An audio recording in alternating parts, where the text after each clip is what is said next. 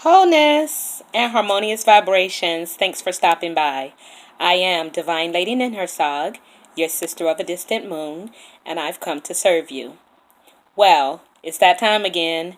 Time for another bedtime story with Lady Ninhursag. And today I'm going to go ahead and continue and read again from The Voice of Knowledge by Ruiz. Don Miguel Ruiz, excuse me. And I'm just going to go with a new story today. And this is the third story in this book, and it's called The Life of Our Imperfection. Childhood Memories Recalled. So, I remember when I was a child, I was so free. It was wonderful to be a child. I remember that I learned to walk before I learned to talk. I was like a little sponge trying to learn everything. I also remembered that the way I used to be before I learned to speak. As a little child, I was completely authentic. I never pretended to be what I am not. My tendency was to play, to explore, to be happy. My emotions ruled everything. I only wanted to do what I liked to do, and tried to avoid what I didn't like. All of my attention was focused on what I was feeling, and I could perceive the emotions coming out of other people. We can call it instinct if we want to, but it was a kind of perception. Some people I would run to because I trusted them. I wouldn't get close to others because I felt uncomfortable. I had many emotions that I couldn't explain because I didn't have words, of course. I remember waking up, seeing my mother's face, and feeling overwhelmed with a desire to grab her. I didn't know that this emotion was called love. It was completely natural, too. I felt the same way about my toys, and about the cat and the dog, too.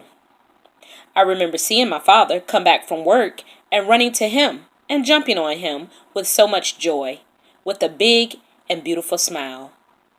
Completely authentic. I could be naked and I didn't care what people thought. I used to be myself. Whatever I was, because I didn't have knowledge. I didn't have a program in my head. I didn't know what I was, and I didn't care to know. Just as a dog doesn't know that it's a dog. But it acts like a dog. It barks like a dog. Well, I used to be like that. I lived my life through my integrity. This was my true nature before I learned to speak. I continued to explore my childhood memories, and I discovered that something happens to all of us. What happens? Well, knowledge happens. I can remember starting to learn words. I learned the names of every object I perceived. I learned a language, which is great. Now I can use words to ask for what I want. Months later, or maybe years later, my mind is mature enough for abstract concepts. With these concepts, something incredible happens. I start to create stories by qualifying everything. What is right or wrong. What I should or shouldn't be. What is good or bad. Beautiful or ugly. I learned from my parents not just what they say, but what they do. I learn what they say, not just to me, but what they say about other people. I learn how to interact. I copy everything that I see. I see my father, very, very powerful, with his strong opinions, and I want to be like him. I can hardly wait to grow up, to have an opinion of my own. When I finally understand the language, almost everybody begins to tell me what I am. The way I learn about myself is by hearing the opinions of the storytellers around me. My mother creates an image of me based on what she believes I am. She tells me what I am, and I believe her. Then my father tells me what I am, and it's something completely different. But I agree with him too. Of course, each of my brothers and sisters has an opinion of me, and I agree with them. Surely, they know more than I do, even though I'm the one who lives in this physical body. None of this makes sense, but I'm having fun.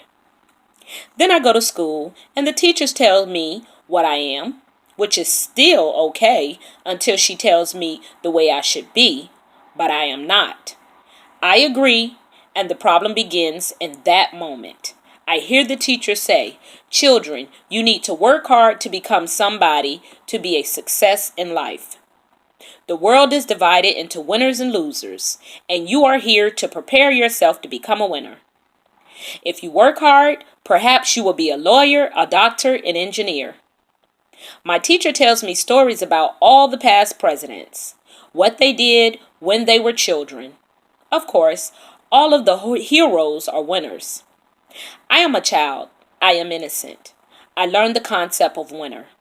I agreed that I should become a winner, and that's it.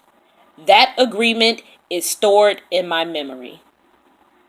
At home, I hear my parents say, "Miguel, you have to behave this way to be a good boy," which means that if I don't behave that way, I am not a good boy.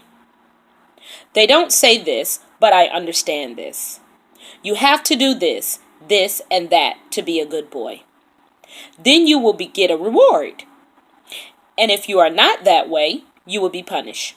Oops, I am too small. They are so big. I try to rebel and I fail. They win.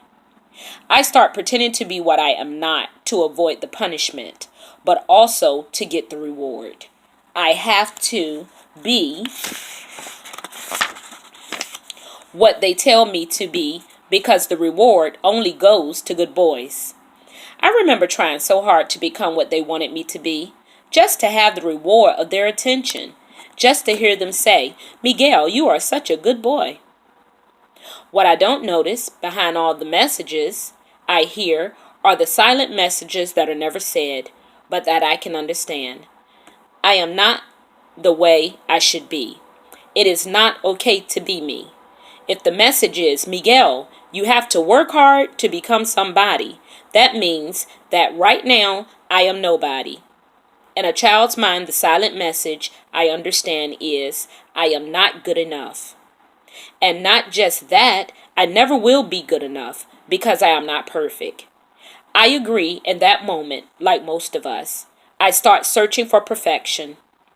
That's how the image of perfection is introduced in my mind. This is when I stopped being myself and started pretending to be what I am not. The first lie happens in my first year of school, almost right away. Sitting in the classroom and seeing my first teacher impressed me deeply. The teacher is a grown-up. Whatever she says must be true, just as whatever my father or mother says must be true. She is a great teacher who really cares about children, and even though the message I receive is mostly positive, the consequences is a little different. Behind the message is something very subtle. I call it the lie of my imperfection. It is the main lie that I agree to believe about yourself. It is the main lie that I agree to believe about myself, and from that lie, more lies are invented to support it. This is the moment of my fail. When I start to come out of heaven, when my faith in the lie begins to work its magic. Just like a miracle, it starts to take effect all around me.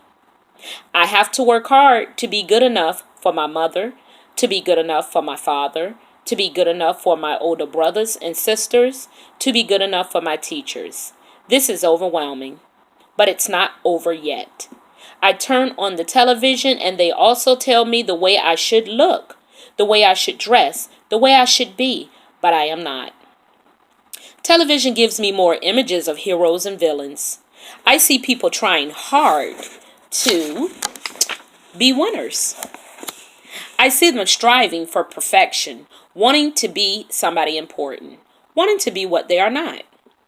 The real drama begins when I am a teenager because now it's not only that I'm not good enough for other people, I am no longer good enough for myself. The result is self-rejection. I try to prove my worth to myself by working hard to get A's in school. I try hard to be the best at sports, the best at playing chess, the best at everything. At first, I do this to try to impress my father and my older brothers. Later, I do this to impress myself. At this point, I am no longer authentic.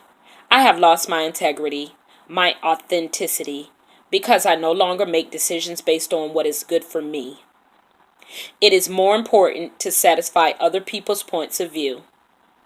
When I change schools from elementary to the next level, I am told, you are not a child anymore. You cannot act like a child. Now you have to behave this way. Over and over, I try to please other people by pretending to be what they want me to be. I start searching for opinions from everybody. How do I look? What do you think of me? Do I do a good job? Am I looking for support? For someone to tell me, Miguel, you are so good.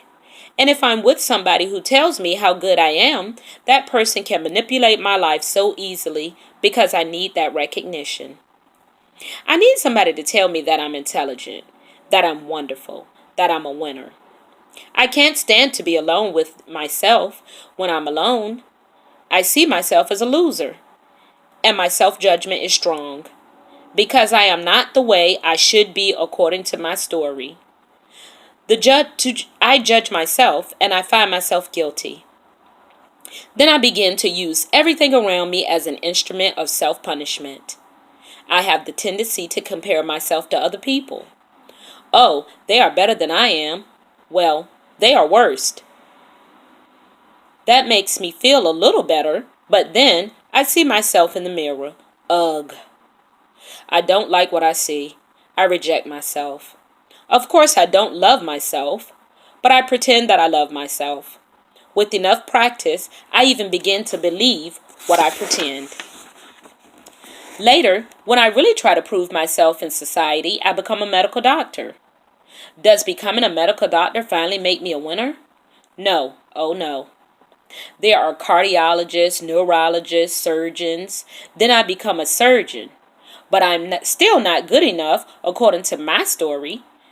I have an image of myself that I believe when I'm alone, and I project different images around other people depending on what I want them to believe about me. And trying to project my images, I have to defend these images. I have to become very intelligent just to cover all of the lies. I keep pretending to be all of those images, and from years and years of practice, I become a great actor. If I have a broken heart, I tell myself, it doesn't hurt. I don't care. I am lying. I am pretending. I could almost win an Academy Award for my performance. What a character. What a drama. And I could say that the drama of my life begins when I agree that I am not good enough. When I hear my teachers, my family, the television tell me, Miguel, you have to be this way, but I am not. I am searching for appreciation, for acceptance, for love, not knowing that it's just a story. I'm searching for perfection, and I find it very interesting how not being perfect becomes the biggest excuse people use to justify their actions. Every time they make a mistake and need to defend their image, I hear them say, well, I'm only human. I'm not perfect. Only God is perfect. This also becomes the biggest excuse for every mistake I make. Oh well, nobody's perfect. What a great justification. I go to church and they show me pictures of saints. This is perfection. But in the faces of the saints I see suffering and pain. Oh, to be perfect, do I need to be like them? Yes, I am here to suffer. And if I suffer with patience, maybe when I die, I can receive my reward in heaven. Maybe then I'll be perfect. I used to believe that because I heard it so often, but it's just a story. I have so many superstitions in my head about myself, about everything. Lies that come from thousands of years ago still affect the way we create our own story. What I was told as a child is only God is perfect.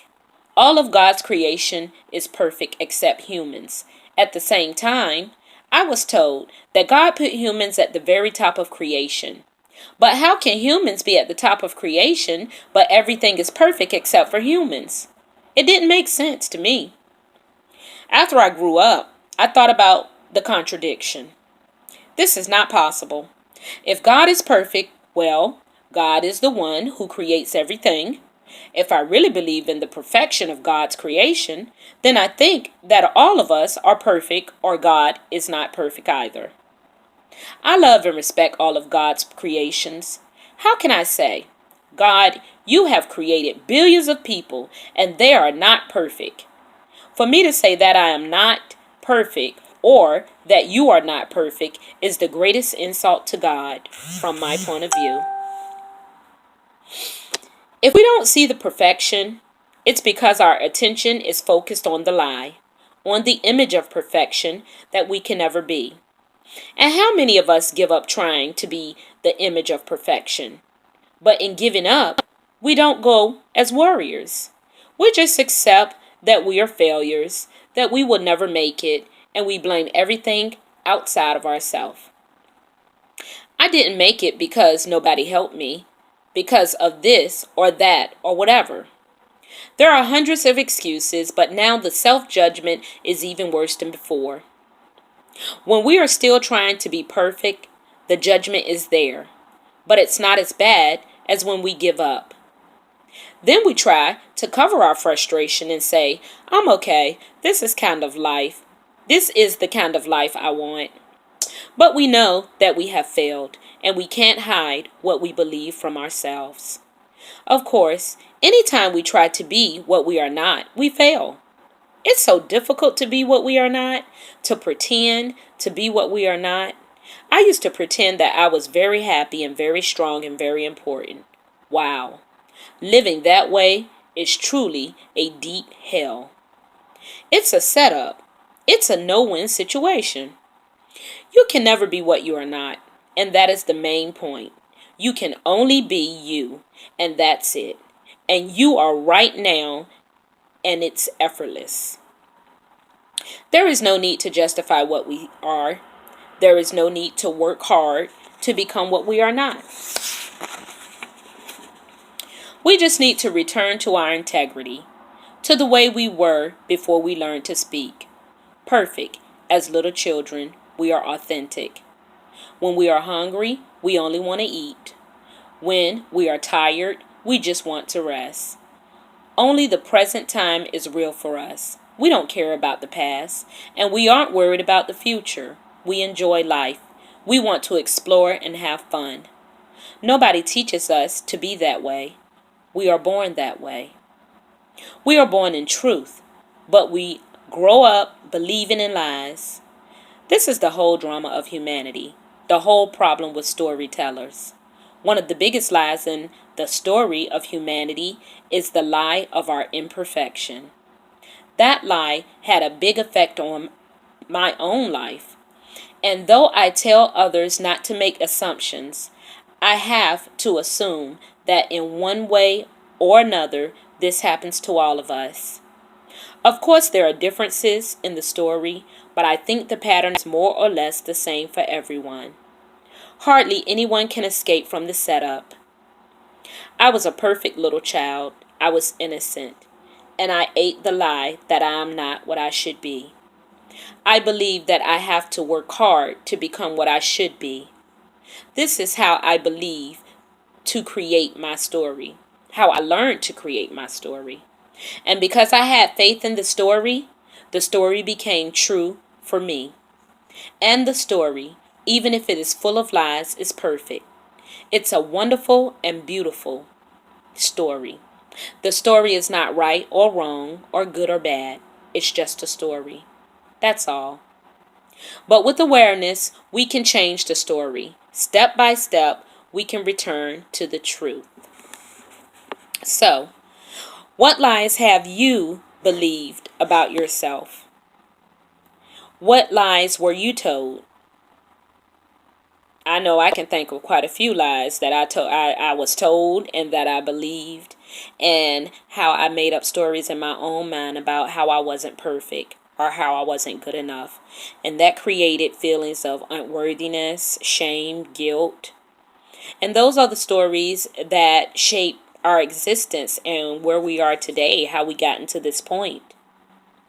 So as I said in the previous bedtime story, this book has points to ponder and uh, points to ponder and thoughts that will help you to think about those times when you were being your authentic self. You were being as a child and you were told something different that you needed to be. I'm one of those people that I always wanted to be a good girl. I always wanted to do things just right so that I could get praise, so that I could get rewarded. I made sure that I didn't get in trouble so that they could always, say, yeah, Tina, she doesn't do anything bad. She always does the right thing. We can count on her. She's so mature.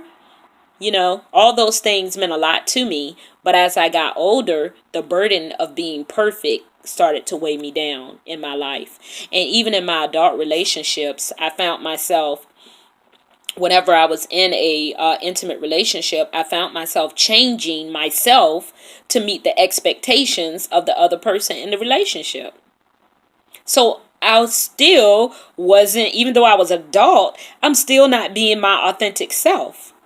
And it really did not happen until I was into my 40s and I was frustrated with that last relationship that I had. And I was like, no more changing. I'm not changing myself anymore. It is what it is. This is what you get. This is who I am. Either you like it or you don't like it. And it's something that happens when you turn or when you go over 40. Like, it's like, yeah, I'm fed up with this crap. Now it's time for me to do me. So that's when the change started coming in, and that's when I stopped trying to reinvent myself for every relationship in my life. So I hope you got something out of this story, and I hope that you're making some changes in your life so that you can live your true authentic self. And you are perfect in all your so-called imperfections. We're perfect. We're perfect as God created us. And that's really it. We're perfect. We're the children of God, so we have to be perfect too if He's perfect. So I'm Divine Lady Nin Hersag, your sister of a distant moon, and this is a bedtime story with Lady Nin Hersag, and this story is the Lie of Our Imperfection. Go ahead onto Amazon or to your local bookstore and you can pick this book up. It's called The Voice of Knowledge by Don Miguel Ruiz. He's also the author of The Four Agreements. See you next time. I'm Divine Lady Nin Hersag. Good night.